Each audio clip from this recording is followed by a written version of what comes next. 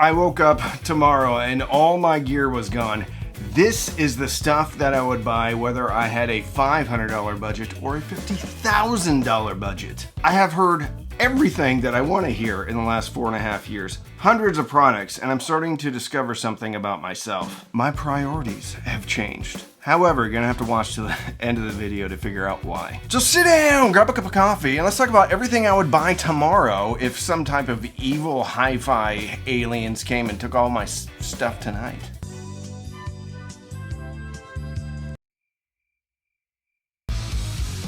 I grew up in rural Nebraska, and I didn't have any choices because there was no hi-fi stores, there was only furniture stores. And since I had no money, my choices were limited. I had 3 goals. 1 was a CD player. 2 was something that I could plug the CD player in.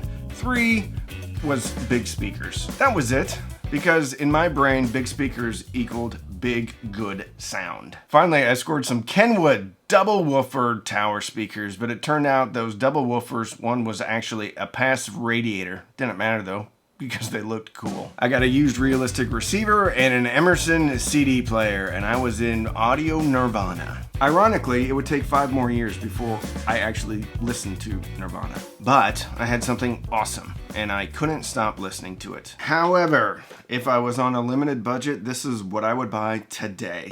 I would start off with a Weem Pro Plus. Why? Because you get digital high-res streaming. Basically a preamp because it has RCA inputs. You can hook up your TV because it's got an optical input. And you can stream whatever you want, and it has a bunch of DSP. So there's EQ, there's even room correction in this thing. And best of all, it comes in at under $200. Then, for amplification, I would add the Fozzy Audio ZA3. Puts out a fair amount of power, and it can also play in mono, which means you can add another one later. Most of these systems are all going to have an upgrade path. You can also swap out the op amps and get a bit of a different sound. For the speakers, it would be the all-new Sony SSCS5 M2.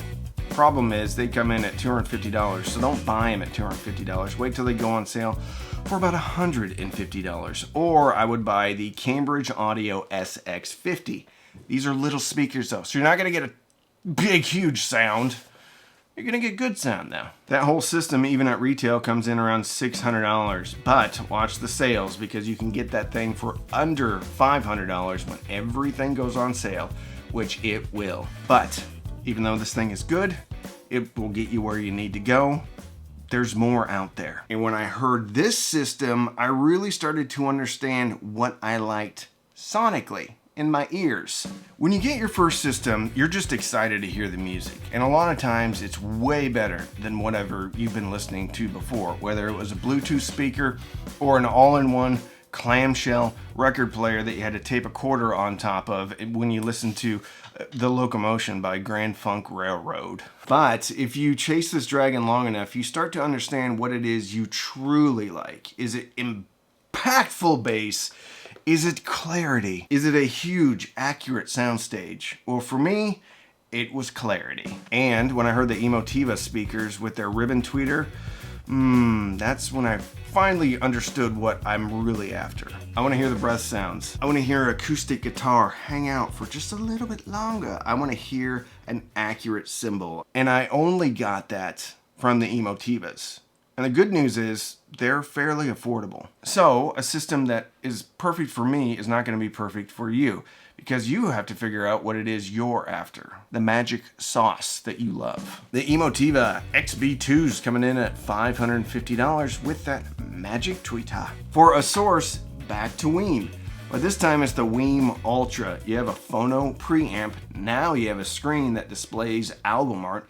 Now you have an HDMI connection, so you can hook that TV right up to it. This is a preamp.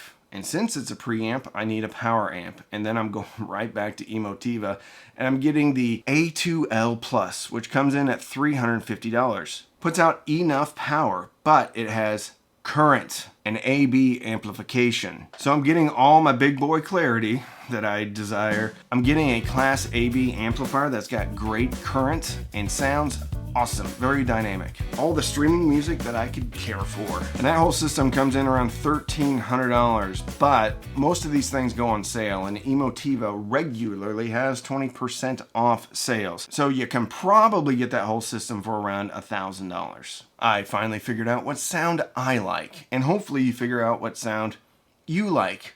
But then I discovered in my hi-fi journey that there was something more that added to the enjoyment factor even more. And it wasn't something that you could put on a spec sheet. I got hooked on products that you can interact with, either visually with power meters or VU meters, whatever you want to call them. Also chunky knobs, because this brought me back to the beginning, the 70s era receivers. Toggle switches, loudness control, the whole thing. That's what I got hooked on, and that's what I still love today. Now, it still has to sound good, right? So if I had a pretty healthy budget, we're talking thousands now, this is what I would get. The Advanced Paris A10 Classic. That's an integrated amplifier, so you're checking a lot of boxes with that thing. Problem is that it used to be $2,000 or $2,200, now it's $3,000, but everything goes up in price, I guess. If I couldn't get that, then I would go back to Emotiva and get the TA2, another integrated amplifier that sounds awesome, super dynamic, but doesn't have my power meters. For a turntable, and also I'm learning things about myself that I like to interact with the music, I like to be involved with the music, I like to take a vinyl record, I like to put it on a turntable. I would get the Fluence RT85. Comes in at $500, has an audiophile 2 and blue cartridge, which I think is just spectacular.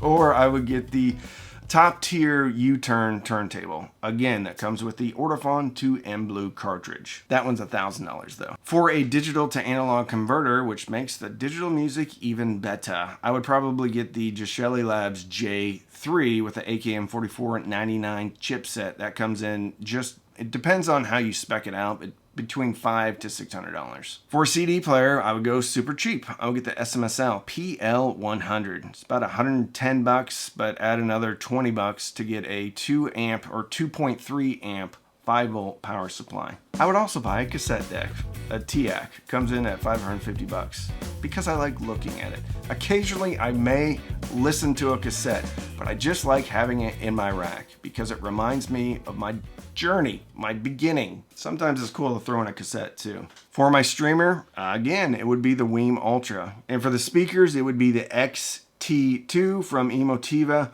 or the Q Acoustics 5040. XT2s come in around $1,500 and a pair of the Q Acoustics also $1,500. So that system's coming in between $4,000 to $6,000 depending upon what you choose. That's my happy place now. So I've got great sonics, I've got the clarity that I want. Now I have VU meters or power meters to interact with, big chunky knobs to interact with, a cassette deck to interact with, a turntable to interact with, and it all sounds awesome with clarity. Extra clarity. However, if I won the lottery and I could spend whatever I wanted on hi-fi, this is what I would get. If you like what you're hearing and you're having a good time, maybe consider subscribing. And if you want to support the channel even further, there's links in the description for Patreon, for my coffee club, all sorts of stuff. Thanks for watching. Preamp. I would use, again, the Advanced Paris A10 Classic or maybe even the A12 Classic as a preamp. I wouldn't even use the amp section. I wish there was an awesome preamp out there that still had power meters. I know that would change depending upon what amplifier you hooked up to it. Anyway, I still like it. That's what I would want. If I had my druthers, there would be more knobs and more toggle switches. But right now, that's the only preamp that I'm aware of that has all this yumminess in it. And it's not even a preamp. For my amplifier, I would get the Emotiva DR2, which is a differential amplifier. And it sounds amazing. I wish it had power meters on it though. That would be the perfect product for me. Now, for my streamer, it would be the Cambridge Audio EXN 100. Has a big old screen on it. And it's the traditional rack size. That comes in about $1,800. Cassette deck, I would just have the same cassette deck. Why? Because it doesn't matter. For my DAC, I would do whatever the top tier Gishelli Labs DAC is. It's basically two $44.99 DACs in one for each channel. I think they've come out with a new one. I think it's called the torque. I don't exactly know how much it costs. I think it's north of $1,000. This is where sticker shock's gonna get you. I will get the Michelle Gyro SE. It's the same turntable or a similar turntable that Steve Jobs listened to. It's crazy. I don't even know how much it is, but I think it's probably about $8,000 by the time you buy the turntable, the arm, the cartridge, all that stuff, because it's all sold separately at this point. Anyway, I like it because it looks cool. For a CD transport, I would get the Shit Erd or something else, but that's the only one that jumps off the page at me. I think that comes in around $1,400. And for speakers, this will probably surprise some people. I would get the Klipsch Fortes. I've heard them before. They're great.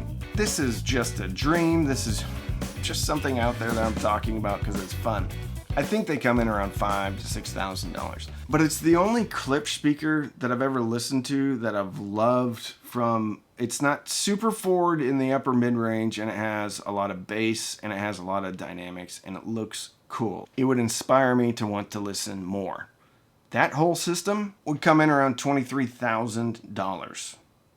Not cheap. So after 4.5 years, what did I really learn about myself? Well, I love cheap gear. I think everyone should be able to get into this hobby and be able to grow with their system, be able to upgrade it down the road, but be able to get into it now at a super affordable price. But my biggest shift has been about how a product makes me feel. And how a product makes me feel has a lot to do with how the product looks and what it reminds me of. There are a ton of great new products that have vintage vibes, and that's really what I'm after. Vintage vibes that sound great. There's a ton of old looking new speakers from Klipsch, from KLH, from JBL. There's a lot of electronics now that looks like it used to look in the 70s. Advanced Paris. Even Onkyo's coming out with some cool new stuff. Streamers with screens. And they're even getting super affordable with the Weem Ultra. But the takeaway for me is interacting with the music, being intentional, being involved, putting on a record, a CD, God forbid, even a cassette. And if I'm streaming digital music, I can at least see the album art. That is my happy place. A convergence of intention and sound quality and vintage vibes. That's my perfect place. What is your perfect place? Put it in the comments. What is your dream system? What is a system that you would make if you lost everything tonight? What are your budget constraints? Because it's an awesome time to be involved with hi-fi. If you want to check out a video I just made about the future of hi-fi, it looks a lot like the past. I will put it right up here. Thank you so much for watching.